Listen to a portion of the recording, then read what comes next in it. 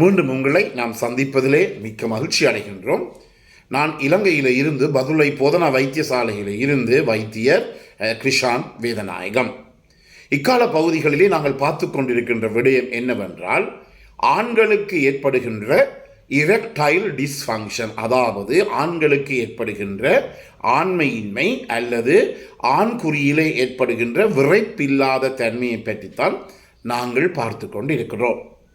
இந்த இரெக்டைல் டிஸ்ஃபங்க்ஷனுக்கு அதற்குரிய வரைவிலக்கணம் என்ன சொல்லப்படுகிறது என்றால், erectile dysfunction is a complex neurovascular phenomenon under hormone and psychological control.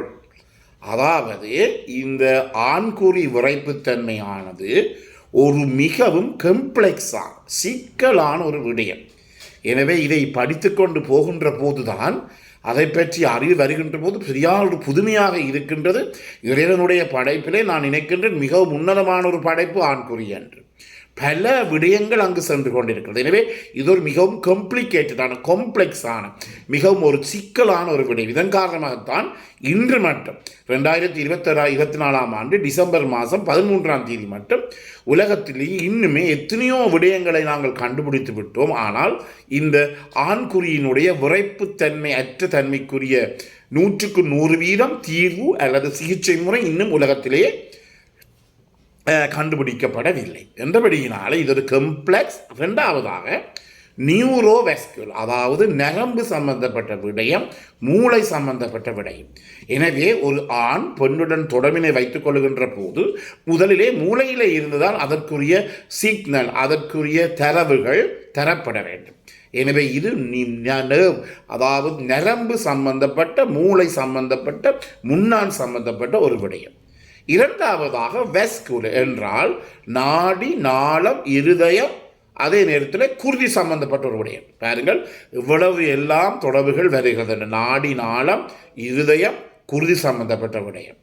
அடுத்ததாக is a complex neurovascular phenomenon under hormone, அதாவது என்ன, இங்கு ஆண்களுக்குரிய டெஸ்டெஸ்டரோன் எனப்படுகின்ற ஹோமோனினுடைய கட்டுப்பாட்டிலும் இது இருக்கிறது. எனவே இந்த டெஸ்டெஸ்டரோன் குறைந்தால் ஆண்குறி எழும்பாது, ஆண்குறி விரைப்படையாது என்றபடியினாலே முக்கியமாக இது அண்டர் ஹோமோன் அண்ட் மிகவும் முக்கியமான பகுதி சைக்கோலாஜிக்கல் கண்ட்ரோல், அதாவது அந்த ஆணினுடைய மனநிலையிலும் மிகவும் முக்கியமாக ஆணினுடைய மனநிலையிலும் இது தங்கியிருக்கு. உதாரணமாக சில இடங்களில் நீங்கள் பார்க்கலாம், அவர்கள் சில பேர் ஆணும் பெண்ணும் கள்ளமாக சென்று பாலியல் தொடர்பினை வைத்துக் கொள்வார்கள். அந்த நேரத்திலே ஆண்குறி ஒரு விரைப்புத்தன்மையாக, ஏன் அங்கு அந்த இடத்திலே அவர்களுக்கு பயமாக இருக்கும். ஏன் தன்னுடைய மனைவி வருவாரோ, தன்னுடைய கணவன் வருவாரோ, அல்லது வேறு ஊரவர்கள் பார்த்து விடுவார்களோ, இப்படி பல பிரச்சனை இருக்கு. அந்த பயத்தின் காரணமாக அந்த ஆண்குறியானது விரைப்புத்தன்மை அடையாத ஒரு நிலைமை ஏற்படுகிறது. எனவே இது மனநிலையிலும் சம்பந்தப்பட்டு இருக்கிறது. அத்துடன் முக்கியமாக தசைகளிலும் சம்பந்தப்பட்டிருக்கிறது, மஸ்குலர். எனவே பாருங்கள் எத்தனை தொகுதி. முதலாவதாக நரம்பு தொகுதி வருகிறது, மூளை முன்னான் தொகுதி வருகிறது, இருதய தொகுதி வெஸ்குலர் தொகுதி வருகிறது, தசை தொகுதி வருகிறது, அதே நேரத்தில் ஹோமோன் வருகிறது, அதே நேரத்தில் மனநிலை, சைக்காலஜி அல்லது சைக்காட்ரி என்று சொல்லுவோம், மனநிலை. எனவே 7-8 தொகுதிகள் உடலிலே இருக்கின்ற இந்த 7-8 தொகுதிகளும் ஒழுங்காக இருந்தால் மட்டுமே ஒரு ஆணுக்கு போதுமான அளவு விரைப்புத்தன்மை ஏற்படும். இல்லாவிட்டால் அந்த விரைப்புத்தன்மை பாதிக்கப்படும். உங்களுக்கு நான் முதலில் நான் சொல்லி இருக்கின்றேன், என்னுடைய மிக பெரிய பிரபல்யமான ஒரு ஆசிரியர், அவர் பேராசிரியர், ஒரு 3 விடயங்களை பற்றி சொல்லுவார். ஒரு நோயாளி வந்தால் முதலாவது கேட்க வேண்டும் 3 விடயங்கள்: ஃபுட், ஸ்லீப் அண்ட் செக்ஸ். இந்த 3 விடயமும் ஒருவருக்கு ஒழுங்காக இருக்குமாக இருந்தால் அவர் 195% ஒரு சுகதேகியான ஒருவர், அவருக்கு நோய் இல்லை. முதலாவதாக ஃபுட்.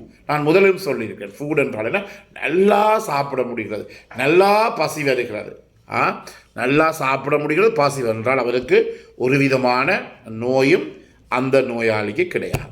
இரண்டாவதாக நித்திரை. எங்களை தேடி ஒரு நாளையிலே 20, 30, 40 நோயாளிகள் வருவார்கள். நித்திரை இல்லை, இரவில் நித்திரை போவதில்லை. ஆனால் எங்களுக்கு இங்கே இருந்தாலும் உடனடியாக நித்திரை போய்விடும் வைத்தியர்களுக்கு. எனவே நித்திரை ஒருவருக்கு சாதாரணமாக இருக்குமாக இருந்தால் 6-8 மணி நேரம் நித்திரை இருக்குமாக இருந்தால் அவருக்கு ஒரு நோயும் கிடையாது. மூன்றாவதாக செக்ஸ். அவர் தன்னுடைய மனைவியுடனோ தன்னுடைய ஆண் துணையுடனோ அல்லது தன்னுடைய ஒரு பெண் துணையுடனோ அவர் பாலியல் ரீதியான உறவை திருப்திகரமாக வைத்து அதன் மூலம் அவருக்கு உச்சக்கட்டம் ஆர்காசம் ஏற்படுமாக இருந்தால் அவர் இந்த சுகரீதியான ஒரு நபர். ஏனெனில் நான் முதலிலே சொன்னது போல ஒரு ஆணினுடைய இந்த ஆண் குறியினுடைய விரைப்புத்தன்மைக்கு 7-8 தொகுதிகள் சம்பந்தப்பட்டிருக்கிறது. எனவே erectile dysfunction, erection is a complex neurovascular phenomenon under hormone and psychological control. இதை மட்டும் ஞாபகத்திலே வைத்திருங்கள். பயந்து போய் ஒரு பெண்ணிடனோ ஒரு பெண் துணையுடனோ மனைவியினோட தொடர்பினை வைத்துக் கொண்டிருக்கிற போது அங்கு ஆண்குறியினுடைய விரைப்புத்தன்மை மிகவும் குறைவாகத்தான் இருக்கும். ஏனெனில் யாராவது பார்க்கிறார்கள் என்ற ஒரு பயம், அந்த பயம் மூளையிலே வேலை செய்து மூளையிலே இருந்து வருகின்ற சிக்னல்களில் ஏதாவது குழப்பம் ஏற்பட்டு அதன் மூலமாக அந்த பயத்தின் காரணமாக அந்த ஆண்குறியினுடைய விரைப்புத்தன்மை குறைவடைகிறது. எனவே இதை நீங்கள் முக்கியமாக கவனித்துக் கொள்ள வேண்டும்.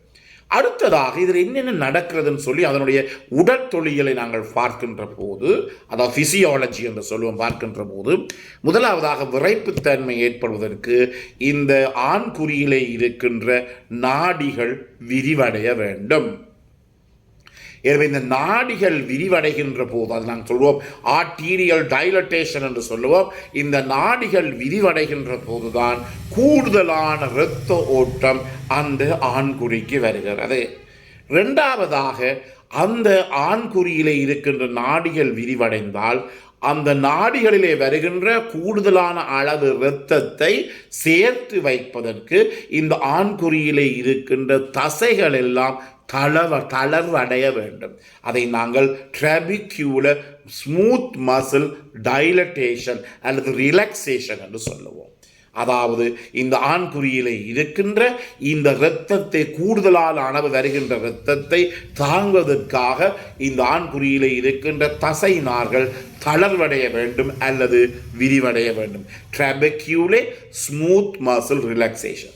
மூன்றாவதாக அங்கு இருக்கிற, அதாவது போன இரத்தம், அதாவது நாடிகள் மூலமாக ஆண்குறிக்கு போன இரத்தம் மீண்டும் வருமாக இருந்தால் என்ன நடைபெறும்? அங்கு ஆண்குறி விரைப்புத்தன்மை அடையாது. விரைப்புத்தன்மை அடையணும் என்றால் அந்த போன இரத்தம் அப்படியே அந்த ஆண்குறியிலே தேங்கி இருக்க வேண்டும். எனவே தேங்கி இருப்பதற்காக, போன இரத்தத்தை மீண்டும் வரவிடாமல் தடுப்பதற்காக அங்கு என்ன செயல்பட வேண்டும்?